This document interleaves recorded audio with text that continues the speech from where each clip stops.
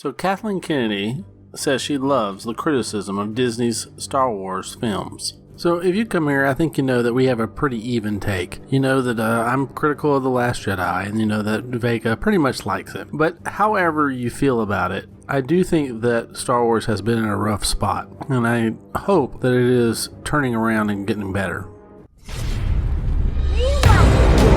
Reimagine Star Wars. It's time to engage your reimagination.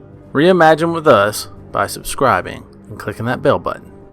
So I'm not going to take too much of your time. I'm going to do a little bit of rehashing some of the criticism, but I'm not going to do it in a way that people have expected. And I'm not going to criticize The Last Jedi. It is what it is. What I am going to criticize, and I wish that Kathleen Kennedy could hear this, because what we need is for her to be involved in these movies significantly. I think the reason why we have the issues we have is not because of her involvement, but because of the lack of her involvement. Now hear me out. So during D23, Kathleen Kennedy said, I frankly love the feedback, and frankly the criticism. You develop a little bit of an armor, but you learn from that. It's kind of like having a continual focus group that's out there telling you things, whether it's what you want to hear or don't want to hear. So, Kathleen Kennedy, here's my criticism. My criticism is that one of two things is true. Either you fundamentally do not understand Star Wars, or you're not involved at the right amount, and I'm going to give my reasons why. So first, I have to think that there's a reason why George Lucas made you the CEO of Lucasfilm, as he sold it to Disney. And it's for that reason that I want to have confidence in you. But let me say this. When troubles arose in Rogue One, it was the Disney executives that forced reshoots.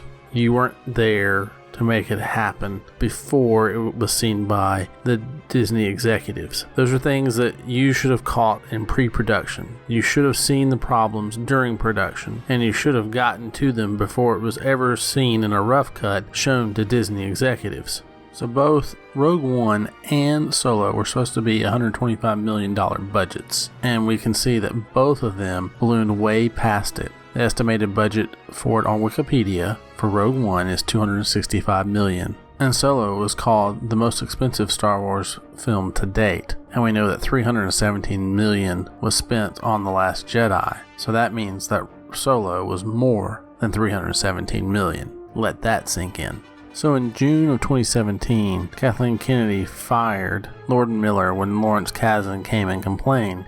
He had the ear of her to make her pay attention, and when she did, she fired them, and rightly so. I think that Kathleen Kennedy was dealing with the Rogue One debacle when Mark Hamill came to her and complained about what Rian Johnson was doing. I think she heard him, but she couldn't really do anything about it at that time. She was knee-deep in Rogue One. I think she just thought she would fix it after Rogue One was done. But then Solo blew up in her face. And when that happened, she had to commit money to that would have gone to fixing The Last Jedi, which was already at a pretty high budget. So she really didn't have the money to allocate toward any fixes in The Last Jedi.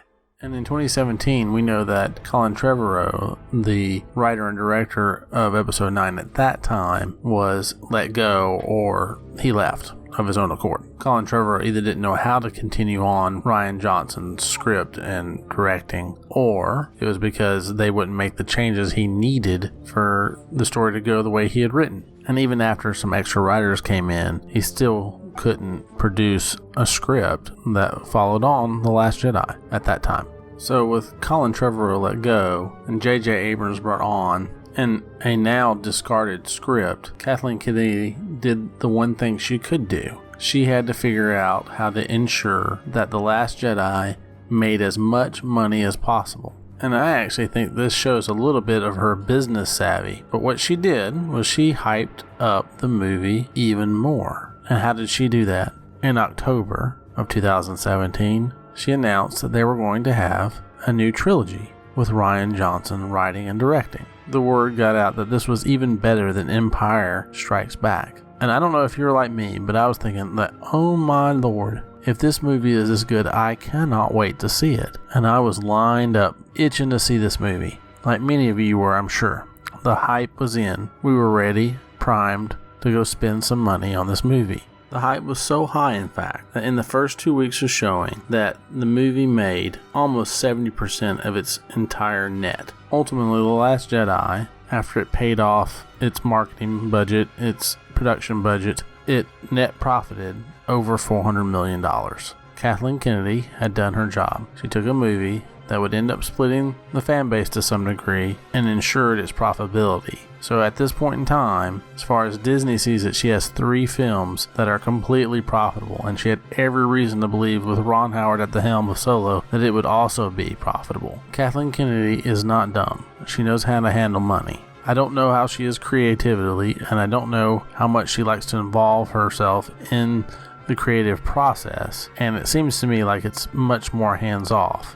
In that vein, I had a friend of mine ask me, how hard is it to make a Star Wars movie? I mean, it should be really easy to make. I mean, we all know what Star Wars is supposed to be like. How can you screw it up? That should be really hard to do. And maybe that's what Kathleen Kennedy thought too. How hard is it to make a Star Wars movie? And if you have a decent idea, you should be able to execute it fairly easily. But yet we've had 3 directors and writers screw it up.